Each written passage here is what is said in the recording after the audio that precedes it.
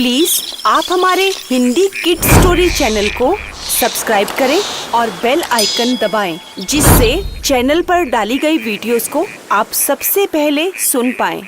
और अगर आपको ये कहानियाँ अच्छी लगे तो उन्हें लाइक और शेयर करना ना भूलें। हेलो एवरीवन, कैसे हैं आप सब? आज हम आपके लिए फिर से एक नई कहानी लेकर आए हैं, जिसका शीर्षक है समझदार तोता। चंपक वन में बहुत सारे घने वृक्ष थे। उन्हीं वृक्षों पर बहुत सारे पक्षी रहा करते थे। उन्हीं में से एक मिट्ठू तोता भी था, जो अपने बच्चों के साथ उस पेड़ पर रहता था। अब एक दिन मिट्ठू तोता अपने बच्चों का पेट भरने के लिए कुछ भोजन की तलाश में निकला। वह सुबह से इधर उधर भटक रहा था, लेकिन यह क्या, उसे तो बच्चों के लिए कोई भी फल नहीं मिल रहा था। तभी अचानक मिट्ठू तोते की नजर एक वृक्ष पर पड़ी, जो फलों से लदा हुआ था। उसे लगा, वाह, सुबह से भटकते भटकते अब जाकर कहीं अपने बच्चों के लिए भोजन मिला है। चलो खुद भी खाकर अपना पेट भर लूं और फिर बच्चों के लिए शाम तक का इंतजाम कर लूं। अब यह सोचकर मिट्ठू तोता नीचे उतरा और उस वृक्ष पर बैठ गया। और यह क्या, उस वृक्ष के तो सारे के सारे फल पक चुके थे। अब मिट्ठू तोते ने जैसे ही अपनी चोंच आगे बढ़ाई उस फल को तोड़ने के लिए, यह क्या, उस वृक्ष के तो काफी सारे फल नीचे गिर गए। अब नीचे तो खूब सारा कीचड़ था, दलदल भी थी। अब वे सारे फल पके हुए नीचे दलदल भरे कीचड़ में गिर गए। अब मिट्ठू तोता बेचारा उदास हो गया और बोला, सुबह से भटकते भटकते अब कहीं जाकर भोजन मिला था और यह भी हाथ से निकल गया। अब क्या करूं? उसने सोचा, दलदल में यह फल ऊपर ऊपर है, मैं जाकर थोड़े थोड़े करके सारे फल उठा लूंगा। अब वह तोता जैसे ही नीचे आया, यह क्या, मिट्ठू तोता तो धीरे धीरे उस कीचड़ में फंसता चला गया और वह उस दलदल में जाकर फंस गया। अब मिट्ठू तोता आवाज लगाने लगा, कोई है, मुझे बचाओ, मैं इस दलदल में फंस गया हूँ, कहीं कोई मुझे आकर बचाएगा। अब यह क्या, वहां तो कोई भी पक्षी, कोई भी जानवर नजर नहीं आ रहा था। अब वह काफी देर तक उस दलदल में फंसा रहा।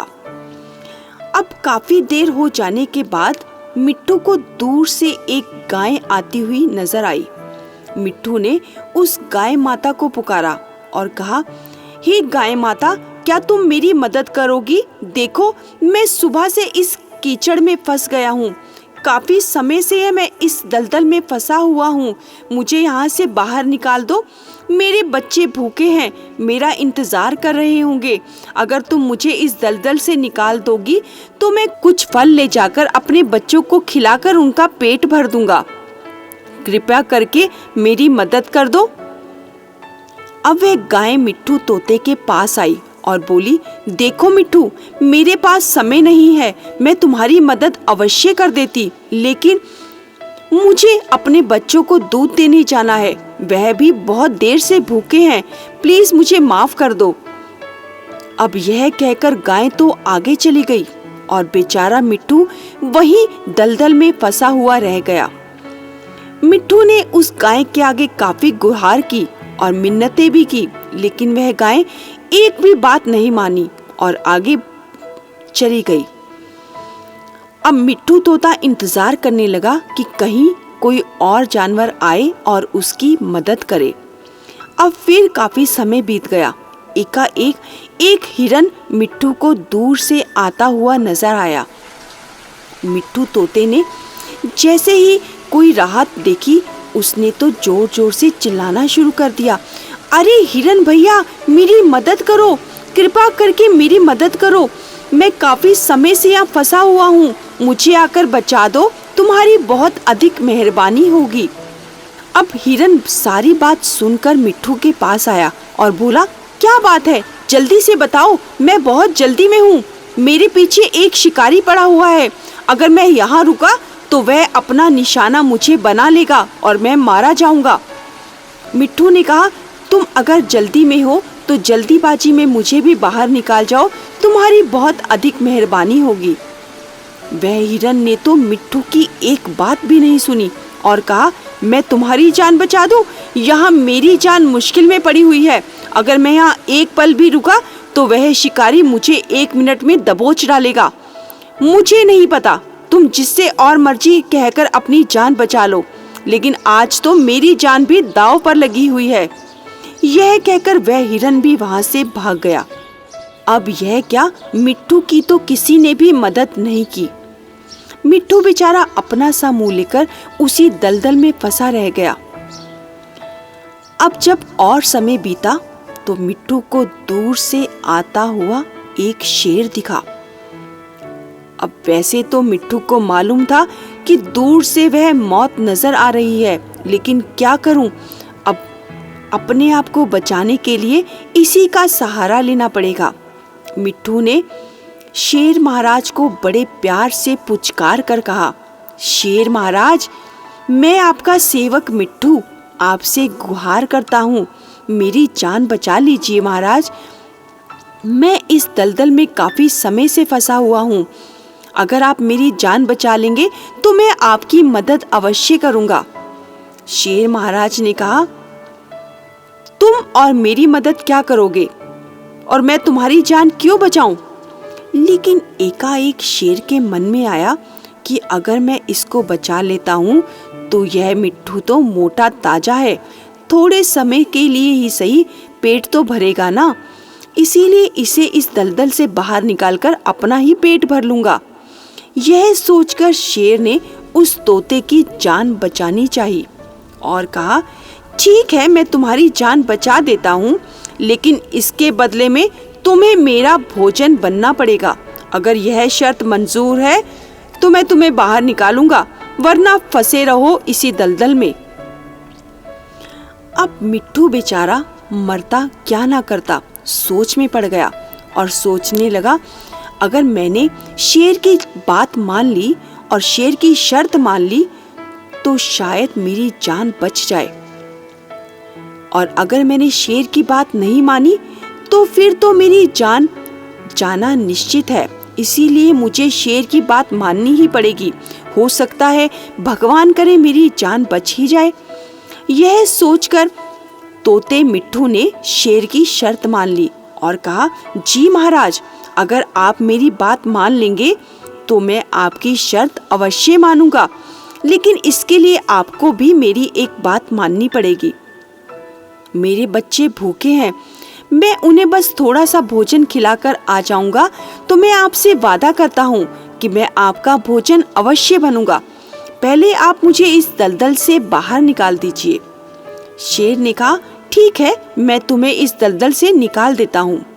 शेर ने उस दलदल के पास जाकर मिट्ठू को पकड़कर बाहर निकाल दिया और एक पत्थर पर बिठा दिया। अब मिट्ठू जब पत्थर पर बैठा, उसके सारे पंख उस कीचड़ से भर चुके थे। वह तो बेचारा उड़ भी नहीं सकता था, क्योंकि उसके परों पर सारा कीचड़ लग चुका था और पर भारी हो चुके थे।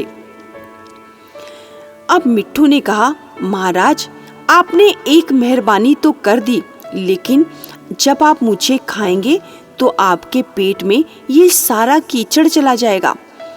आप चाहें तो मुझे इस नदी से पानी में डुबकी लगवा सकते हैं, जिससे मेरे परों में से सारा कीचड़ बाहर आ जाएगा। शेर ने सोचा, बात तो मिट्ठू सही कर रहा है, क्यों ना मैं इसे धोकर ही खाऊं, क्योंकि इसका सारा कीचड़ मेरे पेट में चला जाएगा। अब शेर ने भी मिट्ठू की बात मान ली और उसे उठाकर नदी की तरफ लेकर गया और नदी में से डुबकी लगवाकर फिर से पत्थर पर रख दिया। लेकिन यह क्या, नहा धोकर भी मिट्ठू उड़ नहीं सकता था, क्योंकि उसके पर गीले थे और वह तेज रफ्तार से उड़ भी नहीं सकता था। इसीलिए उसे उस पत्थर पर ही बैठना सही लगा। उसने शेर महाराज को कहा, देखिए महाराज, अभी आप मुझे खा भी नहीं सकते क्योंकि मेरे पर गीले हैं और यह तो आपके मुंह में ही चिपक जाएंगे। आप एक काम कीजिए, जो फल कीचड़ में गिर गए थे आप कृपा करके उन्हें भी धो लीजिए। मैं कुछ फल खा लूं, मेरा पेट भर जाएगा, जिससे जब आप मुझे खाएंगे तो आपको और ताकत मिलेगी। अब शेर ने मिट्ठू की बात मान ली और उन फलों को धोकर मिट्ठू के पास रख दिया। मिट्ठू ने अपनी भूख और प्यास मिटाई। अब मिट्ठू को लगा, अब मेरे अंदर उड़ने की शक्ति आ रही है। अब मुझे इस शेर को बातों में लगाना पड़ेगा, नहीं तो यह मुझे तो झट से चट कर जाएगा। मिट्ठू ने कहा, शेर महाराज, बस थोड़ी देर और रुक जाइए, मेरे पर सूखने ही वाले हैं, फिर आप मुझे आसानी से और आराम से बैठकर खा लेना। मैं भी सूखकर आपके भोजन के लिए तैयार हो जाऊंगा। यह कहकर मिट्ठू तो शेर को बातों में लगा रहा था। अब यह क्या, जब मिट्ठू को लगने लगा कि उसके सारे पर सूख चुके हैं, अब शेर ने एकाएक मिट्ठू पर झपट्टा मारने की जैसे ही कोशिश की, मिट्ठू तो अपनी रफ्तार से चोंच में अपने फल को भरकर एकाएक तेज रफ्तार से उड़ गया और शेर महाराज से बोला, महाराज, यह मिट्ठू आपके हाथ आने वाला नहीं है, क्योंकि यह तो एक समझदार मिट्ठू है और यह अपनी जान बचाना जानता है। अब शेर उसके पीछे दौड़ा, लेकिन वह उस मिट्ठू को पकड़ ही नहीं पाया, क्योंकि मिट्ठू तो गीला होने के बाद अच्छे से सूख चुका था और उसके पर भी हल्के हो गए थे और वह तेज रफ्तार में उड़ गया और अपने पेड़ पर जाकर अपने बच्चों को भोजन खिलाने लगा। आप सबने यह कहानी सुनी। देखा, इस कहानी ने हमें यह सिखाया कि जब हम कभी भी किसी मुसीबत में फंस जाएं, तो हमें समझदारी से काम लेना चाहिए, जिस प्रकार इस मिट्ठू ने किया। अगर वह अपना दिमाग ना लगाता तो शायद वह शेर आज उसे चट कर जाता, लेकिन यहाँ तो मिट्ठू ने समझदारी दिखाई और अपनी जान बचा ली।